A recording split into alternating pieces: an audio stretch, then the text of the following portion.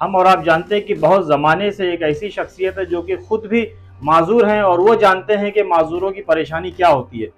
वो माजूरों के लिए हमेशा भागदौड़ करते हैं, लड़ाई लड़ते हैं, कानूनी लड़ाई लड़ते हैं, ज़मीन पर सड़क पर उतर कर लड़ते हैं, कारपोरेशन के खिलाफ, कभी पुलिस के खिलाफ, कभी हुकूमत के खिलाफ, कभी जेल भरो आंदोलन करते हैं।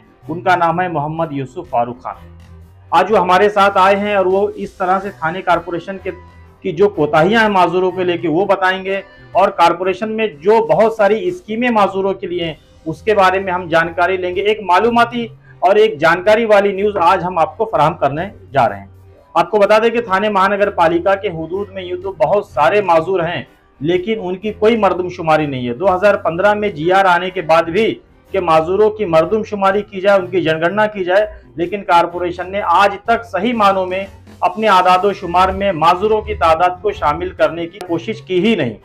और यही वजह है कि बहुत सारे माजूर जो भागदौड़ नहीं कर पाते हैं वो आज दर दर की ठोकर खाने और भीख मांगने पे मजबूर हैं, हालांकि उनके हक का पैसा कारपोरेशन के पास होता है।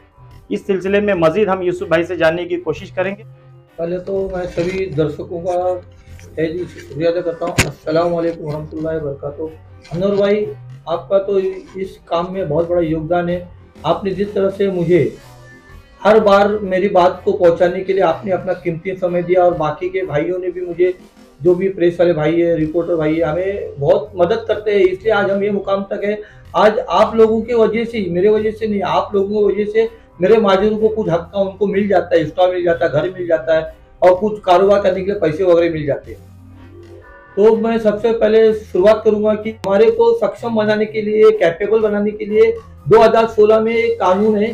कानून के मुताबिक हर महानगर पालिका और जिला परिषद और बाकी की तंजीम, जो एक लोकल बॉडी जिसे बोलते हैं हम लोग, उनको बाकायदा उस कानून में गवर्नमेंट ने वो बोला है कि आप अपनी इनकम से 5% निधि, हर 5% निधि निकाल के हर माजूर को कैपेबल स्वावलंबन बनाओ। मगर हमारी जो थाने महानगर पालिका है, हमारी बार बार मांग करने के बाद में भी हमें कैपेबल नहीं बना रही है, ना स्वावलंबन बना रही है। हमारे लिए जो 5% निधि नहीं निकालते हुए इन लोग लमसम निधि निकालते हैं, जबकि आपको भी मालूम रहेगा, अभी कुछ एक हफ्ता पहले एक प्रेस रिलीज आई थी, उसमें कहा गया था पिछले साल के मुताबिक इस साल 100 करोड़ रुपए ज्यादा अब मुनाफा थाने महानगर पालिका को हुआ है टैक्स से, मगर 591 करोड़ का ऐसा उन्होंने एक फिगर बताया कि अब तक, मगर जब मार्च एंडिंग होता है तो और ज्यादा होता है, ज्यादा होता है। तो इन लोग को 5% के हिसाब से कितना निकालना चाहिए ये आप लोग तय करें। मगर अभी इन्होंने 2022-23 के अंदर इन्होंने सिर्फ 12 करोड़ निकाला है, और 12 करोड़ निकाला है। 12 करोड़ के बाद में भी आज तक हमारे माजूरों को अभी बस एक महीना बचा हुआ है इनका टर्म खराब होने के लिए, ये साल खराब होने के लिए। तो मगर मार्च 2022 के अंदर नगर सेवकों का टर्म खराब हुआ।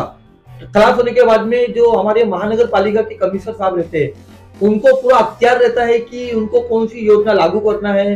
उनके पास पूरा अधिकार होने के बाद में भी हमारी इतनी 3 साल से मैं खुद लिखा पढ़ी कर रहा हूं कि मेरे माजूरों को आप पिछले कई सालों से 24,000 रुपया दे रहे, मैं ये 24,000 से हमारे माजूर कैपेबल नहीं हो रहे, उल्टे इन्हें इनकी आंख जाग रही है और ये भिखारी बनते जा रहे हैं। भाई, ये जानना चाहेंगे आपसे कि जीआर ये है कि कारपोरेशन, कोई भी कारपोरेशन का जो इनकम है, सालाना आमदनी, उसका 5% माजूरों के लिए निकाला है, उनकी फलाह व बहबूदगी के लिए, ऐसा। लेकिन टीएमसी ऐसा नहीं कर, नहीं, मैं कारपोरेशन ऐसा कर रही है आसपास में।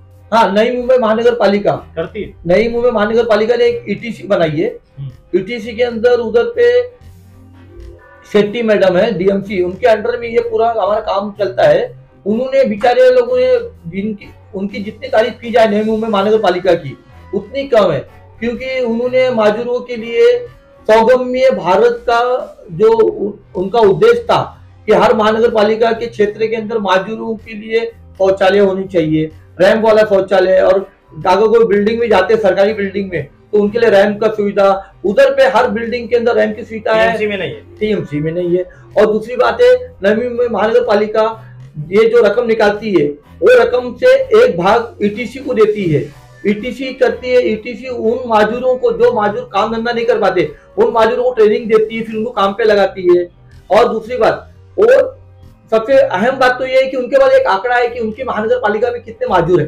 आंकड़ा है यहाँ टीएमसी में नहीं है, यानी थाने म्युनिसिपल कारपोरेशन के हुदूद में कितने माजूर हैं ये कोई आंकड़ा है इनके पास नहीं, और आदादोशुमारी नहीं। और दूसरी बात ये जो 5% निधि निकालते हैं, एक भाग तो एक पार्ट इन लोग क्या करते हैं ईटीसी में देते हैं, ताकि उधर पे जो दिमाग से कम रहते हैं बच्चे उनकी देखभाल करते हैं वो। और सबसे अच्छी बात है उधर पे जो स्कीमें निकलती है तो उन लोग को नाम मात्र के लिए ब्याज लेते हैं, ब्याज लेके उनको कर्जा देते 2-2, 4-4 लाख रुपया, ताकि वो कैपेबल हो जाए कारोबार करके वापस ना आए। मगर ठाणे महानगर पालिका नहीं करती है। और यहाँ तक उधर पे ठाणे नई मुंबई महानगर पालिका वन टाइम फॉर्म भराती है कि उनके पास आंकड़ा है ना हैंडीकेप का, कौन सा हैंडीकेप है। अभी आपने बताया कि साल का जो खत्म होने वाला 24,000 रुपया मिलता है, वो क्या चीज है, वही क्या नाम है स्कीम का, वही जा रहा हूँ मैं भी। ये जो नई मुंबई महानगर पालिका जो अपना 5% निकालती है उसका एक भाग तो उधर ईटीसी में देती है, और दूसरा जो भी है जो बेचारा काम धंधा करना चाहते हैं उसको एक बड़ी रकम देती है ताकि आप काम धंधा करो। और उधर पे ये साल के हिसाब से जो 30 साल का हैंडीकेप है तो उसको एक अमाउंट पेंशन के रूप में एक अमाउंट देती है। 60 साल का बुढ़ा तो उसको एक अमाउंट देती है, और 100% है तो उसको एक अमाउंट देती है। और सिर्फ एक ही बार फॉर्म भरवाती है, उसके बाद में हर साल उनसे लाइव सर्टिफिकेट मंगाती है, जिससे बोला जाता है हयाती का दाखला कि वो माजूर जिंदा है या मर गया। जो जिंदा है तो उसके अकाउंट में ऑटोमेटिक पैसे आता है। उधर बार हर साल फॉर्म भरो, आधार कार्ड लाओ, फोटो लाओ, इसका लफड़ा नहीं यार। मगर महानगर हमने टीएमसी में क्या हाल है, हमने वही चीज लेके हमने ठाणे महानगर पालिका को दिया कि इस स्तर पे आप लोग भी करें ताकि हमारे माजूर भाई कैपेबल हो सके, स्वावलंबन हो सके। हाँ, मगर ठाणे महानगर पालिका इस बात से क्यों कतरा रही है, इसका सवाल मैं ठाणे महानगर पालिका अभिजीत बांगर साहब से करता हूँ। आपने नई मुंबई महानगर पालिका कमिश्नर रहते हुए इतने अच्छे काम किए, तो इधर क्यों नहीं? यहाँ भी कर रहे हैं, यहाँ पेंटिंग दीवारों। हाँ, मैंने इसके बारे में, जब एक महानगर पालिका लॉ को फॉलो कर रही, कानून को फॉलो कर रही है और जीआर को फॉलो करके माजूरों को कैपेबल बना रही है, यहाँ पे क्यों नहीं? यहाँ पे हमारी मांग होने के बाद में आज मेरे पास, मैं सब आपको लेटर भेजूंगा, आप चलाइए अनूर भाई। और ये देखिए 5 साल का एक आंकड़ा है, ये 5 साल के आंकड़े के अंदर जितनी तरतूद करते हैं उसका आधे से ज्यादा पैसा लैक्स करती महानगर पालिका। ये लैक्स करने के बजाय आप माजूर को कैपेबल क्यों नहीं बना रहे हो? इस बारे में मैंने लेटर दिया और अभी लेटर देने के बाद में कमिश्नर से मैंने एक टाइम मांगा हो। अगर इन्होंने टाइम पे, अगर मेरी एक मांग, पहले तो माजूरों की आप गिनती कर, एक आंकड़ा ले लो कितने माजूर आपकी तरह, उनको एक स्मार्ट कार्ड, जिस तरह नवी महानगर पालिका ने एक स्मार्ट कार्ड दी है कि भाई हमारे महानगर पालिका का ये क्षेत्र का हमारा ये बंदा है उसका।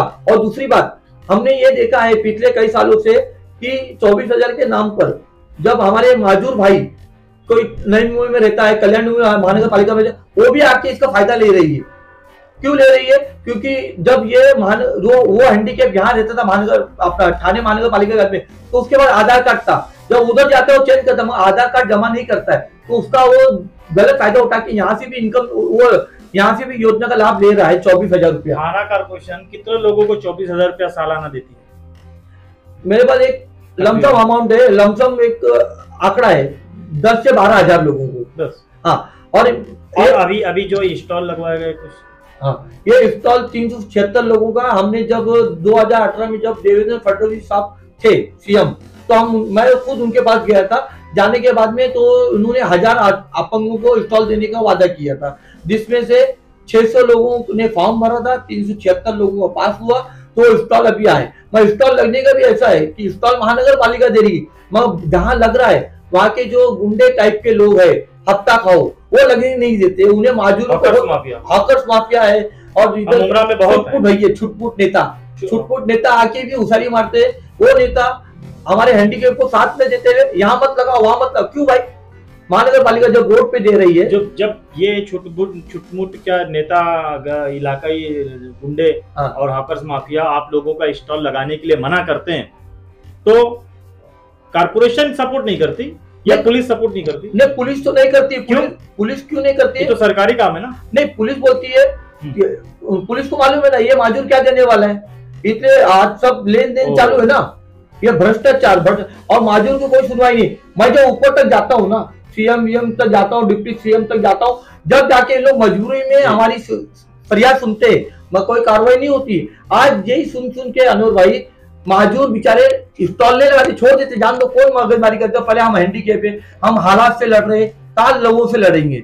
मगर जो मेरे साथ माजूर है, मैंने लड़के उनको लगाया, उनको आज वो रोजी रोजगार से है, आपने भी देखा है।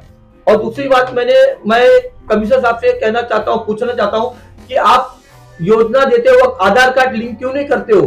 कल्याण डोंबिवली महानगर पालिका और नई महानगर पालिका, बृहन मुंबई महानगर पालिका लिंक करके योजना दे रही है, क्यों? ताकि उधर बोगस काम ना हो।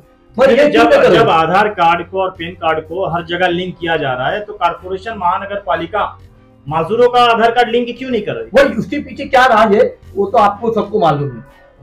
कुछ हो सकता है, उनका अंदर ही इनकम सोर्स हो सकता है। दूसरा क्या प्रॉब्लम है आपका माजूरों को लेके? माजूरों को लेके, और जो इन लोग 24,000 रुपए देके हमारे माजूरों को भिखारी बना रहे हैं, ये मैं इसका विरोध कर रहा हूँ। जबकि कायदा बोलता है, कानून बोलता है, माजूरों को कैपेबल बनाओ, स्वावलंबन बनाओ, उनको खुद मुख्तार बनाओ, मगर महानगर पालिका नहीं बना रही। इसके पीछे क्या वजह है? ये मैं 3 सवाल का अभिजीत बांगर साहब और दीक्षित मैडम क्या जवाब देंगे? मैं ये जानना चाहता हूँ। बिल्कुल। अगर ये सब तुम्हारे मुतालबा तो पूरे होते नहीं, और अगर नहीं हुए इस बार भी, तो क्या करेंगे? मैं हमारे जो राज्य के एकनाथ शिंदे साहब जो है मुख्यमंत्री, उनसे हाथ जोड़ के रिक्वेस्ट करता हूँ, सर इसमें आप खुद, ये आपका शहर है, आप यहाँ के स्थानिक हो और आप मुख्यमंत्री बहुत कब्जा भी है, तो मैं आपको रिक्वेस्ट करता हूँ सभी दिव्यांग भाइयों की तरफ से, इस तरह की जो स्कीमें निकाली गई है ठाणे महानगर पालिका द्वारा भिखारी बनाने की, इसे तुरंत बंद करके कैफे बनाने की स्कीम निकालने का आदेश दें। अगर आपके आदेश के बाद में भी, आपने भी बहुत आदेश दिया हुआ है, उन लोग गौर नहीं करते, अगर आपकी बात नहीं मानेंगे, कार्रवाई नहीं करते हैं, तो हमें रास्ते पे उतरना पड़ेगा। जिस तरह से हम 2007 से हर बार रास्ते पे उतर के आंदोलन करते थे, नंगा आंदोलन, भीख मांगो आंदोलन, जेल भरो आंदोलन, अभी एक आंदोलन और बचा हुआ है, और वो नहीं करवाना है तो कौन सा आंदोलन वो नहीं हम करेंगे, हम करके बताएंगे। कहाँ करेंगे? उन सीएम साहब के घर पे, बंगले पे, या टीएमसी पे? ठाणे महानगर पालिका कॉर्पोरेशन के ऑफिस पे घुस के करेंगे। लेकिन मांग तो सीएम से है ना? नहीं, मांग सीएम साहब तो कभी थोड़ी बोलते मत, वो तो बेचारे ऑर्डर देते हैं करो। महानगर पालिका पे करेंगे? महानगर पालिका में हम लोग आंदोलन करेंगे। बड़ा करने वाले क्या? बहुत बड़ा आंदोलन करेंगे। देखो, अगर हमके हालात से लड़ना सीखा है हमने, तो हम इन भ्रष्ट अधिकारियों से भी लड़ेंगे, और ये भ्रष्ट अधिकारी ने जल्द से जल्द इन मांगों को तुरंत पूरी नहीं किया, इनका थोड़ी कुछ जेफी जाना है, हम जो हमारा है वो तो देना है आपको। सवेरा न्यूज़ नेटवर्क को लाइक करें, सब्सक्राइब करें और बेल आइकन दबाना ना भूलें।